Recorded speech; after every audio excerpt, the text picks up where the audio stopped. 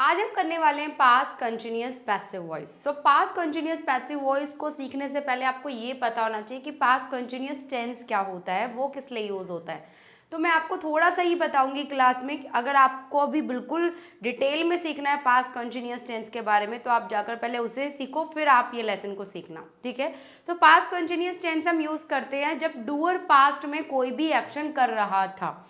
जैसे आप बोलते हैं ना, वो सो रही थी, जब मैंने उसे कॉल किया वो सो रही थी। मैं क्लास ले रही थी, वो पढ़ा रही थी। बच्चे प्लेग्राउंड में खेल रहे थे, वो मोबाइल यूज़ कर रही थी। बच्चे क्लासरूम में मोबाइल यूज़ कर रहे थे। मतलब पास्ट में डूअर कोई काम कर रहा था, एक्शन कॉन्टिन्यूड था पास्ट टाइम में, तो उसके लिए हम यूज़ करते हैं पास्ट कंटिन्यूअस टेंस। तो पास्ट कंटिन्यूअस टेंस की हेल्पिंग वर्ब है वॉज वर, और उसके साथ हम यूज़ करते हैं वर्ब की आईएनजी फॉर्म। तो पास्ट कंटिन्यूअस टेंस को अगर आप पैसिव वॉइस में लेकर जाएंगे तो वहां पर एक्शन तो हो रहा था पास्ट टाइम में, लेकिन एक्शन कर कौन रहा था, डूअर कौन था, ये हम आज सीखने वाले हैं। वहां पर डूअर के बारे में पता ही नहीं होगा। तो वहां पर हम 3 सिचुएशन में पास्ट कंटिन्यूअस पैसिव वॉइस को यूज करेंगे, जिसे हम अच्छे से डिटेल में सीखेंगे। ओके, तो अगर आप पास्ट कंटिन्यूअस टेंस को ज़्यादा ही डिटेल में सीखना चाहते हो तो पहले आप उसको सीख लेना अच्छे से। वैसे इतना उसमें सीखने का कुछ है नहीं, जितना मैंने बताया इतना इनफ है। बस पास्ट में डूअर कोई काम कर रहा था तो वो होता है आपका past continuous tense, helping verb was verb and verb की आईएनजी फॉर्म यूज होती है, ठीक है। तो पास्ट कंटिन्यूअस पैसिव वॉइस किस लिए यूज करते हैं? तो पैसिव वॉइस मैंने आपको बताया ही है। पैसिव वॉइस में 2 चीज़ें होती हैं, मैंने हर एक वीडियो में एक्सप्लेन भी किया, और मैंने अलग से एक इंट्रोडक्शन वाली वीडियो भी बनाई है। तो मैं डिटेल में नहीं बताऊंगी, डिटेल में पढ़ना है तो पहले जाकर उस वीडियो को देखो।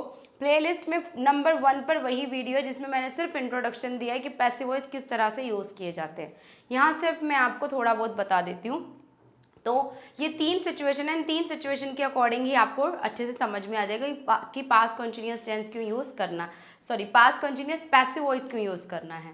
तो when doer is not important, यही मैंने इंट्रोडक्शन में बताया था कि जब सेंटेंस में डूअर इम्पॉर्टेंट ना हो, मतलब जो एक्शन करने वाला बंदा है, जो एक्शन करने वाला पर्सन है, वो इम्पॉर्टेंट नहीं था, बस एक्शन क्या हो रहा था ये बताना इम्पॉर्टेंट है। जैसे the room was being clean, room साफ किया जा रहा था, रूम साफ हो रहा था। कौन साफ कर रहा था रूम को, ये बताना यहाँ पर ज़रूरी नहीं है। तो जब डूअर इम्पॉर्टेंट ना हो तब हम पैसिव वॉइस का यूज़ करते हैं। तो पास्ट कंटिन्यूअस पैसिव वॉइस आप यूज़ करेंगे जब पास्ट में कोई एक्शन हो रहा था, लेकिन उस एक्शन को कौन कर रहा था ये बताना ज़रूरी नहीं है, सिर्फ एक्शन के बारे में बात करना ज़रूरी है। सेकंड, जब आप फॉर्मल लैंग्वेज यूज़ करना चाहते हो, जब आप ऑफिशियल लैंग्वेज में बातें करना चाहते हो, जैसे आप ऑफिस में वर्किंग हैं, आप ईमेल राइटिंग लिख रहे हैं या अपने सीनियर से बात कर रहे हैं, मीटिंग में बात कर रहे हैं, तो वहाँ पर फॉर्मल टोन ज़्यादा अच्छा लगता है। तो फॉर्मल लैंग्वेज में जब आप बोलना चाहते हो, बातचीत करना चाहते हो, तब भी आप पैसिव वॉइस में ही ज़्यादातर सेंटेंसेस को यूज़ करते हैं।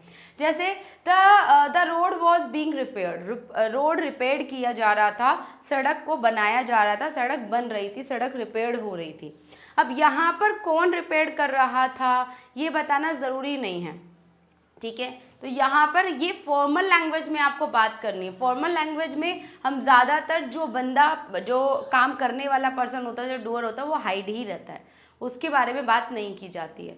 तो जब आप फॉर्मल लैंग्वेज यूज़ करना चाहते हो तब आप इसे यूज़ करोगे पास्ट कंटिन्यूअस पैसिव वॉइस, या फिर कोई भी पैसिव वॉइस हो उसको भी आप फॉर्मल लैंग्वेज में बात करने के लिए यूज़ करते हैं। ये 2 सिचुएशन है, यही मैंने इंट्रोडक्शन में आपको बताई थी। एंड थर्ड देखिए, व्हेन एक्शन इज इम्पॉर्टेंट, जब एक्शन इम्पॉर्टेंट हो। डूअर कौन है या तो आपको पता ही नहीं है या बताना ही ज़रूरी नहीं है, दोनों सिचुएशन हो सकती है। आपके लिए सिर्फ एक्शन के बारे में बात करना ज़रूरी है। Lunch was being prepared, lunch बन रहा था, लंच बनाया जा रहा था। कौन बना रहा था, कौन डूअर कौन था, यहाँ पर ज़रूरी नहीं है बताना, यहाँ पर एक्शन इंपॉर्टेंट है बताना। इसलिए हम सेंटेंस क्या बना रहे हैं, lunch was being prepared, lunch बन रहा था, लंच बनाया जा रहा था। तो ये तीनों ही सिचुएशन में हम पैसिव वॉइस का यूज़ करते हैं। यही बात मैंने आपको इंट्रोडक्शन वाली वीडियो में भी बताई है, और हर एक पैसिव वॉइस को पढ़ाते समय मैंने इन तीनों पॉइंट्स को कवर किया, और यही तीनों पॉइंट्स इंपॉर्टेंट होते हैं पैसिव वॉइस में।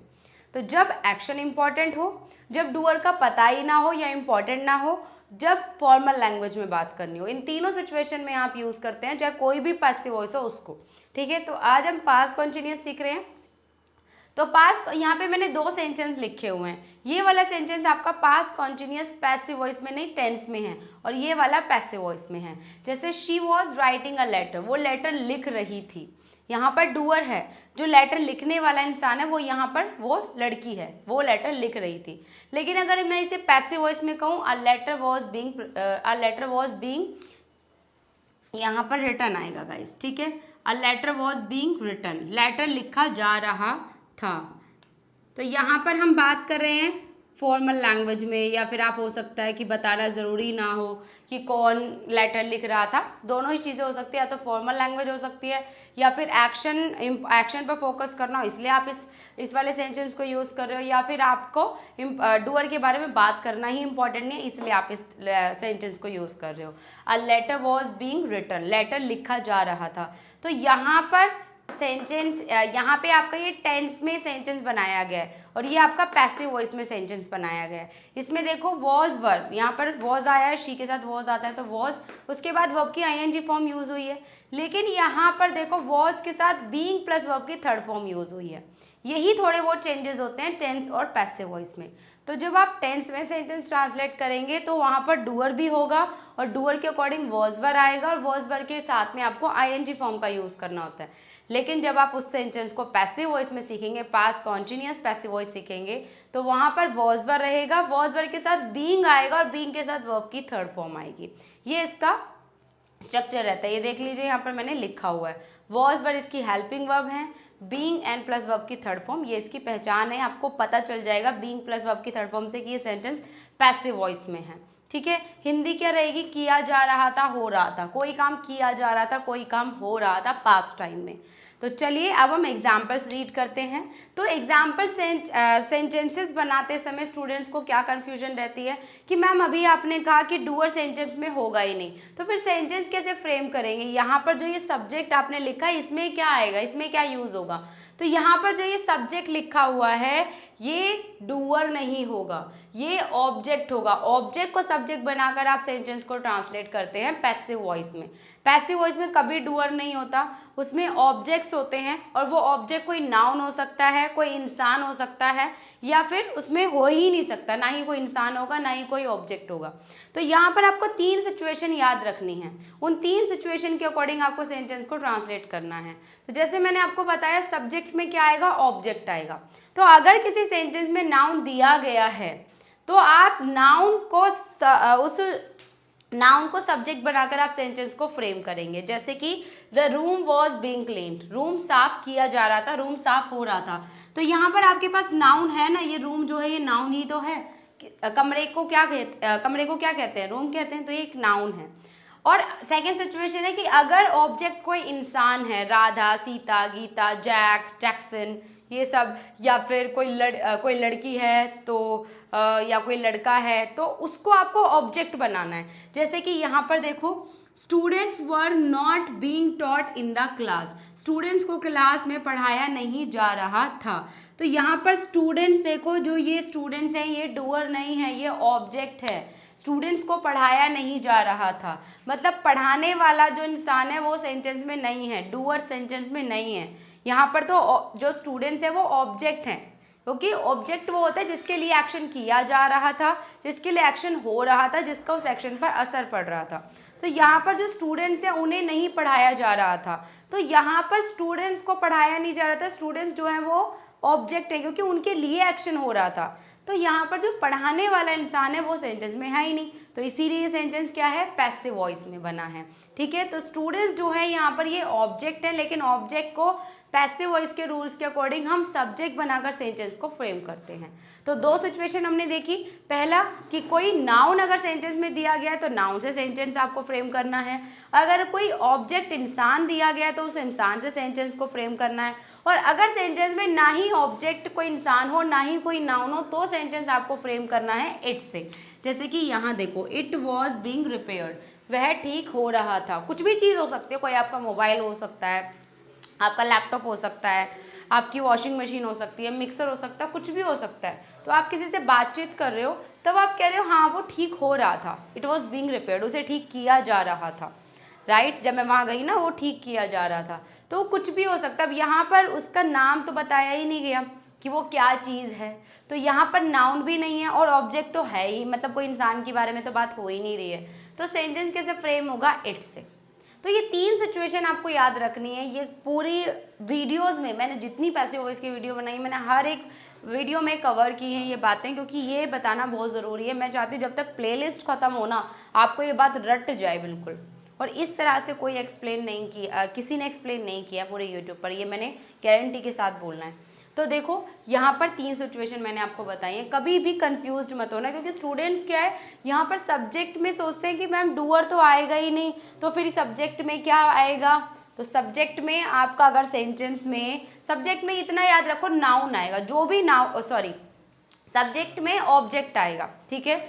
जो भी सेंटेंस में ऑब्जेक्ट दिया गया होगा वो ऑब्जेक्ट कोई नाउन हो सकता है, वो ऑब्जेक्ट कोई इंसान हो सकता है, तो उसको आपको क्या करना है, सब्जेक्ट बनाना है, ठीक है। और फिर आपको सेंटेंस को ट्रांसलेट करना है। अगर वो ऑब्जेक्ट कोई नाउन है तो नाउन को सब्जेक्ट बनाओ और सेंटेंस को ट्रांसलेट करो। अगर वो ऑब्जेक्ट कोई इंसान है तो इंसान को फर्स्ट नंबर पर ले आओ, उसको सब्जेक्ट बनाओ और सेंटेंस को ट्रांसलेट करो। और अगर कोई इंसान भी नहीं है, ना ही कोई नाउन दिया गया सेंटेंस में, तो सेंटेंस को इट से फ्रेम करो, ठीक है। अब चलिए बाकी एग्जाम्पल्स को रीड कर लेते हैं। स्ट्रक्चर आपके सामने लिखा ही है।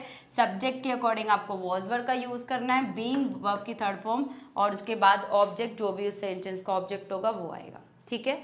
तो सेंटेंस बनाते हैं। The room was being clean, room clean हो रहा था, रूम क्लीन किया जा रहा था। दोनों हिंदी आ रही है, देख रहे हो आप, दोनों Hindi. The floor was being mopped, फर्श पर पोछा लग रहा था, फर्श को पोछा लगाया जा रहा था, फर्श पर पोछा लगाया जा रहा था। यहाँ पर कौन पोछा लगा रहा था नहीं पता सेंटेंस में। The clothes were being washed, कपड़े धुल रहे थे, कपड़े धोए जा रहे थे। कौन कपड़े धो रहा था सेंटेंस में मेंशन नहीं किया गया है। The phone was being charged, phone charge हो रहा था, फोन चार्ज किया जा रहा था। कौन चार्ज कर रहा था सेंटेंस में मेंशन नहीं किया गया है। The milk was being boiled, दूध उबल रहा था, दूध उबाला जा रहा था। दोनों ही सेंटेंस की हिंदी, सेंटेंस की दोनों हिंदी हो सकती हैं, लेकिन सेंटेंस में डूअर नहीं है, क्योंकि यहाँ पे बताया ही नहीं है कि कौन दूध उबाल रहा था। हमने तो बस ये बोला दूध उबल रहा था, दूध को उबाला जा रहा था। Breakfast was being served, breakfast serve किया जा रहा था, परोसा जा रहा था, ठीक है। The hall was being decorated, hall को डेकोरेट किया जा रहा था, हॉल डेकोरेट हो रहा था। दोनों हिंदी हो सकती है। कौन डेकोरेट कर रहा था वो सेंटेंस में है ही नहीं। इन तीनों सिचुएशन के अकॉर्डिंग कोई भी सिचुएशन हो सकती है, जिस वजह से हमने सेंटेंस को ऐसे लिखा है। The project was being discuss, project को डिस्कस किया जा रहा था, मीन्स मीटिंग हो सकती है, मीटिंग के बारे में आप बात कर रहे हो कि प्रोजेक्ट को मीटिंग में डिस्कस किया जा रहा था। The project was being discussed in the meeting, इस तरह से आप बोल सकते हो। Homework was being submitted, homework submit हो रहा था, होमवर्क सबमिट किया जा रहा था, ठीक है। Students were not being taught in the class, students को क्लास में पढ़ाया नहीं जा रहा था, right. Next example, attendance was being marked, attendance ली जा रही थी, अटेंडेंस हो रही थी, क्लास की बात हो रही है, आप अपने फ्रेंड को फटाफट जाके बता रहे हैं अटेंडेंस हो रही थी, अटेंडेंस ली जा रही थी। Next, the internet was being used in the class, class में इंटरनेट यूज़ किया जा रहा था। मतलब कौन यूज़ कर रहा था, आपको स्टूडेंट्स ही यूज़ कर रहे होंगे ना, तो यहाँ पर बताना कोई ज़रूरी थोड़ी है कि स्टूडेंट्स क्लास में इंटरनेट यूज़ कर रहे थे, स्टूडेंट्स की बात हो रही है, सिंपल सी बात है।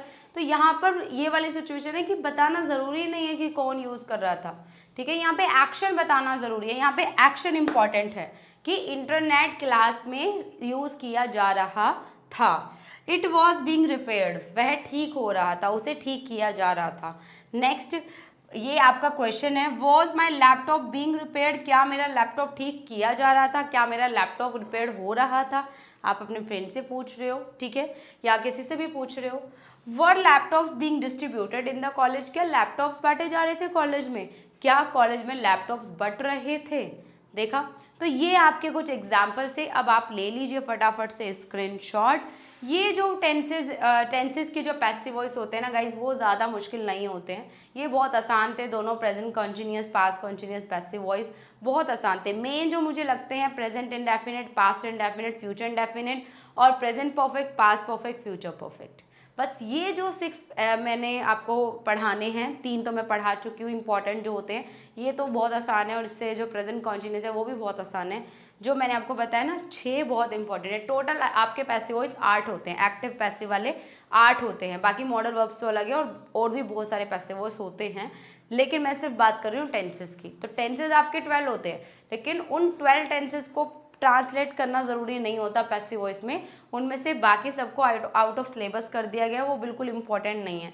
सिर्फ 8 पैसिव वॉइस ही इंपॉर्टेंट हैं, present indefinite, past indefinite, future indefinite. ये तीनों हम कर चुके हैं, वो बहुत इंपॉर्टेंट है, वीडियो को प्लीज़ देख लेना, तीनों अपलोडेड हो चुके हैं। उसके बाद हमने किया प्रेजेंट कॉन्टिन्यूस, पास्ट कॉन्टिन्यूस, आज हम कर रहे हैं पास्ट कॉन्टिन्यूस। तो दोनों इंपॉर्टेंट है बट ज़्यादा नहीं, ठीक है, उतने बहुत आसान हैं, मुझे इनको पढ़ाने में ज़्यादा टाइम नहीं लगता है, ठीक है।